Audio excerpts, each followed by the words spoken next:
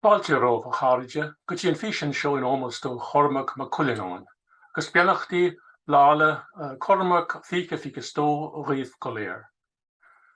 My name is David Stifter. I'm Professor of Old and Middle Irish in Maynooth University, and my helpers and I wish you a happy St. Cormac's Day 2022. Yesterday was the 1104th anniversary of the death of Cormac mac Cullináin. And I'm going to share a screen show now. Cormac mac Cullináin was King Bishop of Cashel in the early 10th century, but is most famous today for his lexicon Samus Cormac, the Whispering of Cormac, which is regarded as the first etymological dictionary of the Irish language. And for that reason, I've proclaimed him the patron saint of Irish etymology.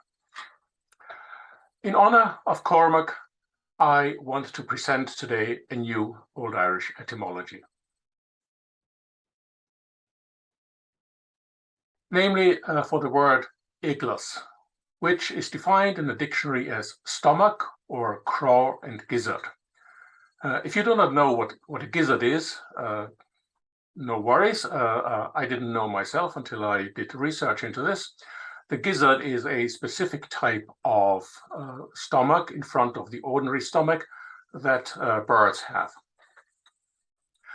This word, eclas, is a very rare word in Old Irish, and you must not confuse it with the very similar word English, which means church. But to be fair, even Old Irish and Middle Irish and Modern Irish scribes sometimes confuse the two words, and it's clear that the word English actually had some influence on the form of eclas. The dictionary records 4 instances of the word eclas. In one of them, it is reflected as an O stem. We can't say whether it's masculine or neuter, but in all other instances, it's clearly inflected as a feminine R stem. And my colleague, Deborah Hayden, has recently identified 7 more attestations of this word in medical texts, attestations that have not been recorded and that had not been recognized so far. And all of these new attestations actually again prove the A stem inflection very clearly. And specifically, 6 of them show the genitive egelse, which I give you here in a kind of idealized Old Irish spelling. And this form, this genitive egelse, is important because it shows that there was a vowel between the L and the S, which was syncopated when an ending was added. And that's actually relevant for the etymology that I'm going to develop. All those attestations that we now have make it very clear that the pronunciation of the word was eclas in Old Irish, eclas.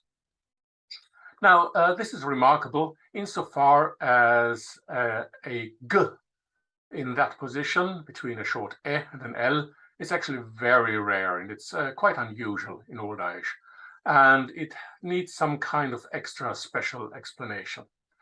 And in fact, the only way how we can derive or how we can arrive at such a sound g in Old Irish in that position is by assuming that at an earlier stage, that is in a kind of Proto-Celtic stage, there was a geminate, a double g there. Unfortunately, the spelling eclas and the form eclas in Old Irish do not actually tell us anything about the vowel, the quality of the vowel in the second syllable, because all vowel quality was reduced to schwa in Old Irish. So what we can reconstruct on the basis of Old Irish itself is something like this, eglso, with some kind of indeterminate vowel in the second syllable. However, all hope is not lost here, because there are cognates of this word, and there's a cognate in Middle Breton and Modern Breton elas, which again means gizzard, the same word for what is specific stomach of birds. Now, the meaning is obviously the same, and it looks enticingly similar to the Old Irish word, but of course you will notice that the g, the medieval g, is missing. Now, is there a way how a g or some kind of guttural sound can go missing in Breton? Yeah, actually there is. If we compare the fairly similar word ilis, modern Breton, which means church, we know that this goes back to Proto-British eglois, which itself goes back to Latin ecclesia. And even though the details are a little bit more tricky, but I won't go into that, it shows us that a guttural sound in front of an L after a short vowel does actually disappear in Breton. Breton is significant also because the vowel of the second syllable in the Breton word can actually be taken seriously and can be taken at face value.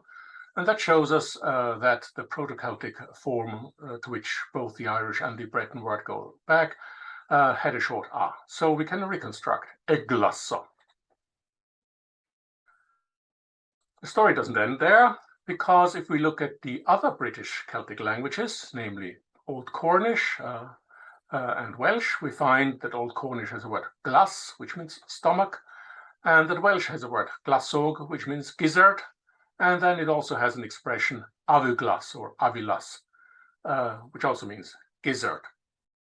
The latter word avuglas or avilas has been interpreted as containing the adjective glass, the famous color adjective glass, which can mean anything from blue, green, or gray.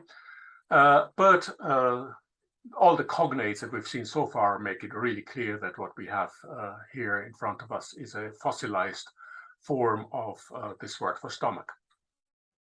Now, glass and glasog in Cornish and Welsh are not actually exact equations of Old Irish eglas and Breton elas, but they are, one can call it, more primitive forms. They are the simple nouns, whereas the Old Irish and Breton word, they have got something added to them. They are compounds. There is something in front of them, this e. And really the only way to make sense of all that is by interpreting eglas as a compound of this basic noun, glas, meaning stomach, plus a prefix, or rather a preverb, a preposition, ex, which means out of. It's the same etymologically like Latin ex. And the meaning of this ex glasso, therefore, is something like out stomach, or maybe that which is outside the stomach. Now, there's yet another word for stomach in Old Irish, and that is the word galle. And that's actually the normal word for stomach in Old and Middle and Modern Irish. Now, if you compare Old Cornish glas, glasog, Old Irish galle, and then, of course, eglas and elas, you notice that they all have something in common. They all have a g and a l, a g and an l, which is quite significant. They also all have a short r, which in a sense is not as directly as significant, but there is some importance for that, as we shall see later on. So with this, we arrive at the provisional reconstruction for Proto-Celtic ex glasso, that which is outside the stomach. And well, that is obviously the gizzard in the case of birds, but human beings do not have birds. Sometimes this word is actually used for human beings. So it's something that is outside, maybe before the stomach. So I'm kind of suspecting that it might actually have been the original designation for the esophagus. Now, when we look at the three words that we've now arrived at, galle, glas, and eglas, we can actually reconstruct them, all of them, to Proto-Celtic. And when we do that, we get a Proto-Celtic word gallio, meaning stomach. We get a Proto-Celtic word glasso or glassa, also meaning stomach. And to be honest, I have no idea what the difference between the two words is. Maybe they originally designated different types or different parts of the stomach, but we can no longer tell the difference. And then we have, of course, this compound ex glasso, the out stomach, so maybe the esophagus or a gizzard when talking about birds. These words we can then further project back to an even earlier stage of the language, or the pre-stage of the language. We can namely project them back to the Proto-Indo-European mother tongue of Celtic and a large number of other languages in the world. And by doing so, we get this rather complicated and forbidding looking reconstructions.